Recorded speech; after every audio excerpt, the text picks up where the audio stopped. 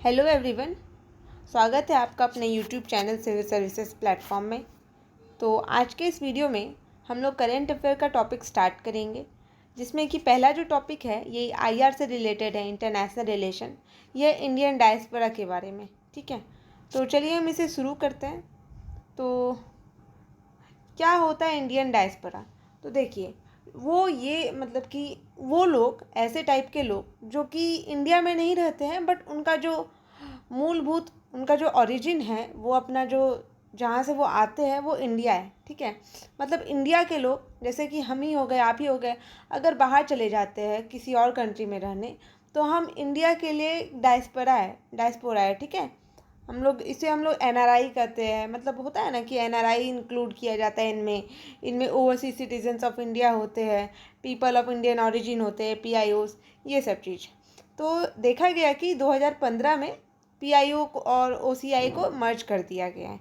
ठीक है, और हम लोग ये भी जानते हैं कि जो इंडियन डायस्पोरा है, ये आपको कौन से देश में नहीं मिलेगा। आप अमेरिका जाइए, आप कनाडा जाइए, आप अफ्रीकन कंट्रीज़ बहुत जगह है, आप मॉरिशियस जाइए, आप अगर वेस्ट एशिया जा रहे हैं वहाँ पर है आपको Ukraine, Russia, Europe, UK, everywhere you will find that there are Indian peoples. ठीक है, तो लगभग 31 मिलियन लोग रहते हैं बाहर में इंडिया के। ठीक है, जिसमें कि अगर हम लोग थोड़ा फिगर अगर डेटा देना चाहे आंसर में, तो हो सकता है कि 13 मिलियन एनआरआई है और 18 मिलियन पीपल पीआईओज है। ठीक है, पीपल ऑफ इंडियन ओरिजिन। इसका जो कंपोजिशन है वो बहुत ज़्यादा डाइवर्स है। देखिए, बाहर में जो लोग रहते हैं वो बस ऐसा नहीं कि बहुत सारे रिच क्लास के हो गए या एकदम पुअर क्लास के होंगे, नहीं। बहुत लोग जो है वो लेबरर्स भी हैं, बहुत लोग वहाँ पे लीडर्स भी हैं। ठीक है, जैसे अभी हम लोग सुने थे कि यूके के president, prime minister Rishi Sunak बनने वाले थे, बट फिर वो नहीं बने, लिज ट्रूस बन गई है। ठीक है, तो वो भी एक तरह से इंडियन ओरिजिन को वो ट्रेस करते हैं। ठीक है, इंडियन ओरिजिन इंडिया से ही उनका संबंध है। तो ये सब हो गए। फिर बहुत जगह सुने हैं कि किन्हें यूएस में कुछ बनाया गया, जैसे कि यूएस की वाइस प्रेसिडेंट जो है वो भी इंडिया के कहीं से, हम लोग तमिलनाडु से उनका ओरिजिन बताए हैं। ठीक है, तो वो भी एक तरह से डायस्पोरा में ही हुआ। ठीक है, तो फिर देखिए, ये भी होता है कि मतलब रेमिटेंस क्या होता है कि जो वहाँ से वो लोग पैसा कमाते हैं, तो यहाँ पे अगर उनका फैमिली रह रहा है तो पैसा तो यहाँ भेजेंगे। तो इंडिया जो है ना, वो लार्जेस्ट रिसेप्टर है रेमिटेंस का।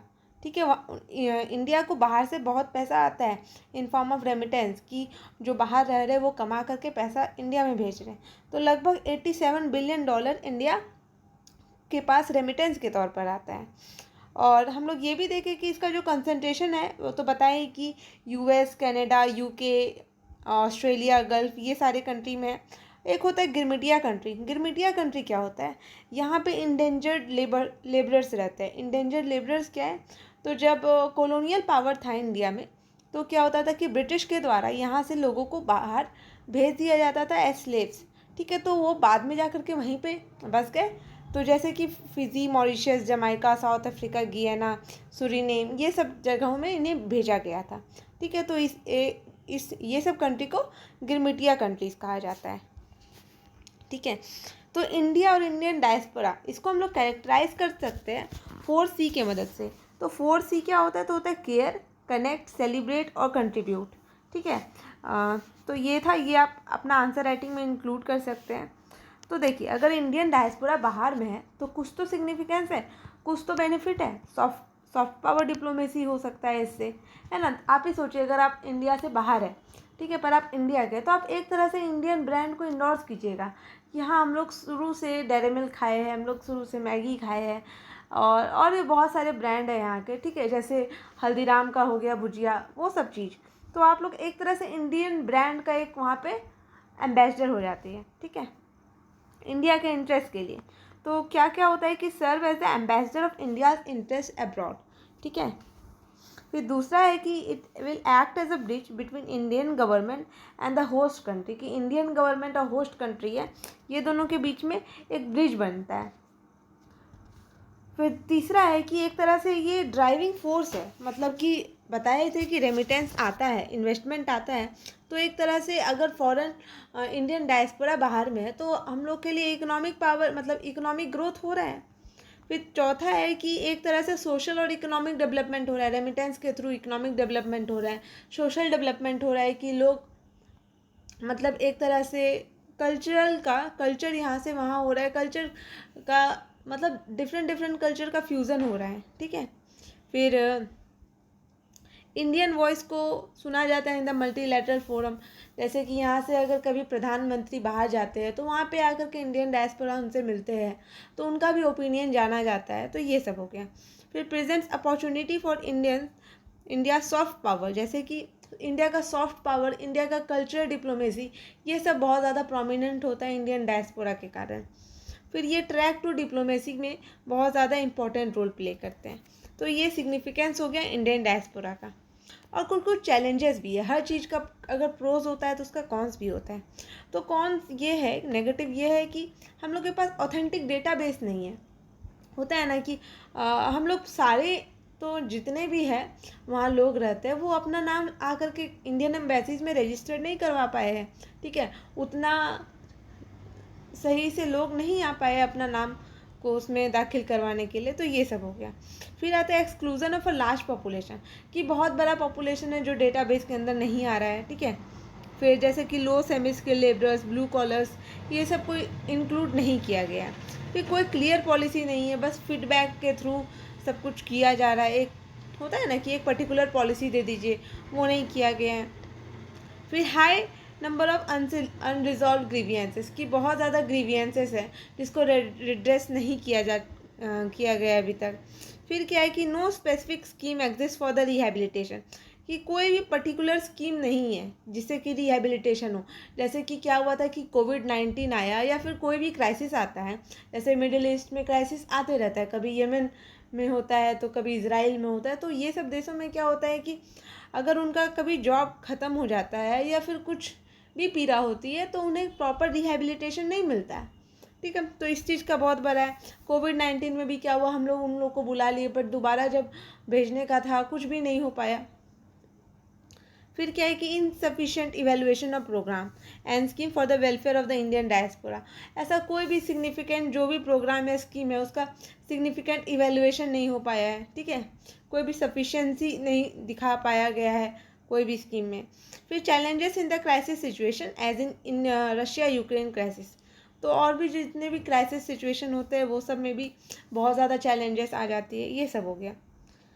फिर हम लोग अगर स्पेस स्पेसिफिक देखें कि कौन कौन सा मतलब रीजन स्पेसिफिक देखें तो वेस्ट एशिया में क्या क्या दिक्कत होती है कि वहाँ पे तो ऑयल प्राइसेस कभी घट गया ये हो जाता है, या फिर बहुत ज़्यादा कंपटीशन हो जाता है कि बाहर का मतलब कि वहाँ के लोग स्किल्ड है, इंडियन लेबर वहाँ पे स्किल्ड नहीं है, तो एक तरह से फियर्स कंपटीशन हो जाता है। फिर कन्फ्लिक्ट बहुत ज़्यादा है वहाँ पर वेस्ट एशिया में, और या इंस्टेबिलिटी है, इसका भी थोड़ा चैलेंजेस हो जाता है इंडियन डायस्पोरा के लिए। फिर क्या है कि एक्सप्लॉयटेटिव कफाला लेबर सिस्टम ये है। फिर निताकत लॉ ये बोलता है कि it aims to replace a large section of overseas worker with the local Saudi Arabia, जैसे कि बहुत जगह होता है कि लोकल्स लोग को जॉब दिया जाता है जिसके कारण क्या होता है कि जो इंडियंस है या फिर और कोई देश के हैं उनको नहीं मिल पाता, तो ये भी थोड़ा दिक्कत है। फिर यूएस, कनाडा, यूके ये हाईली डेवलप्ड कंट्रीज़ हैं, यहाँ क्या होता है कि डिस्क्रिमिनेटिव प्रैक्टिसेस मतलब कि भेदभाव होता है, प्रोटेक्शनिज़म होता है, मतलब एक तरह से वो लोग अपने आप को प्रोटेक्शनिज़म की पॉलिसी को फॉलो करते हैं, या H1B वीज़ा को भी बहुत ज़्यादा स्ट्रिक्ट बना दिया जाता है।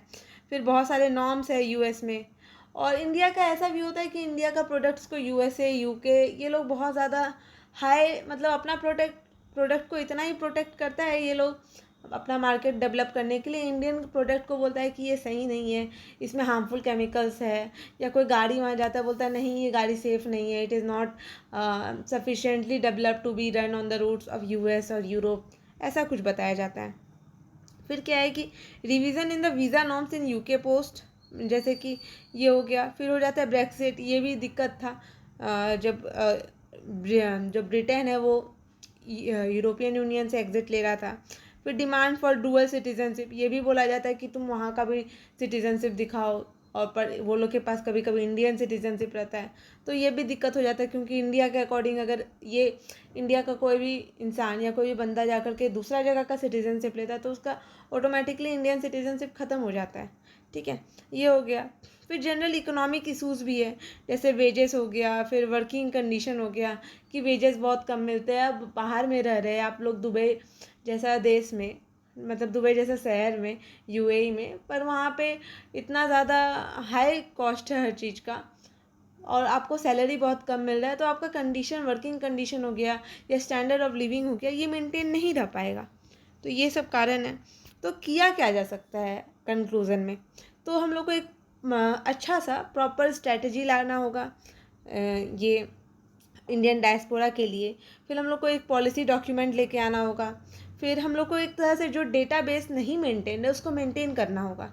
ठीक है, हम लोग को प्रवासी भारतीय दिवस इवेंट को अच्छे से रिव्यू करना होगा, जो हम लोग 9 जनवरी को मनाया करते हैं। पारा diplomacy will be a better option कि इंडियन गवर्नमेंट वहाँ के गवर्नमेंट के साथ ये सब चीज़ पे बात करे। ठीक है, ये सब मुद्दा को इंटरनेशनल फोरम नहीं, वी कैन से डैट कि बायलैटरल जब हम लोग मीटिंग करते हैं वहाँ पे ये बात उठाना होगा। फिर हम लोग को जो ग्रीवियंस रिड्रेसल सिस्टम है, जैसे कि वहाँ के कोई लोग आकर के बताते हैं, शिकायत करते हैं कि हाँ ये मतलब ये कमी है, आपको ये सब सुधारना चाहिए, तो हम लोग को उसके लिए क्वांटिटेटिव और क्वालिटेटिव इम्प्रूवमेंट करना होगा। क्वांटिटेटिव मतलब कि हम लोग को बहुत जगह जा कर के जो इंडियन एम्बेसीज है, कहीं ना कहीं हम लोग को ऑनलाइन सिस्टम से वो लोग को हम लोग को जोड़ना होगा। और क्वालिटेटिव भी होना चाहिए कि हाँ अगर कुछ भी दाखिल किया जाए तो वो सही जगह पे पहुँचे। ठीक है, culture diplomacy can play a very important part ये इन लोगों का कंडीशन को इम्प्रूव करने के लिए। फिर क्या है कि impact assessment bye existing migration and mobility agreement, ये हो जाएगा।